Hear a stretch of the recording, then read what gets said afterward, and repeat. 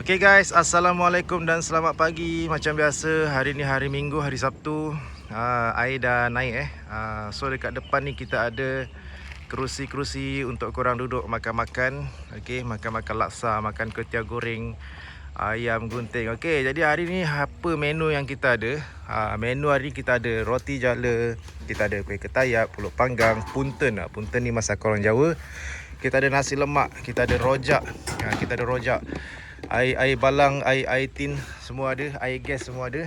Okey, kat dalam ni apa yang ada kita tengok. Dekat dalam ni kita ada laksa. Kita ada rojak, kita ada pecal. Pecal ni makanan Jawa ni. Okey, ni laksa. Kita ada cucuk-cucuk lagi belum siap.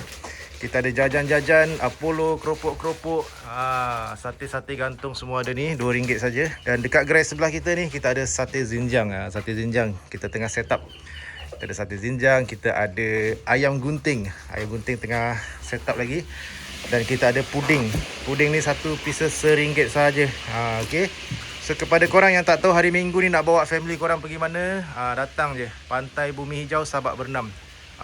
Buka je Waze, search Pantai Bumi Hijau Sabak Bernam. So korang dekat depan ni kita dah sediakan banyak meja-meja makan. Depan ni kita dah sediakan banyak meja makan. Dari hujung sana, okey. Dari hujung sana ada banyak meja korang boleh makan dekat tepi-tepi ni. Makan laksa, kuetiau goreng sambil menikmati keindahan alam yang sangat cantik ni. Kita dah sediakan untuk korang kerusi-kerusi, meja-meja yang sangat selesa lah. Okay, boleh makan dekat bawah warung atap ni. Makan laksa panas-panas. Okay guys, jumpa lagi. InsyaAllah. Assalamualaikum.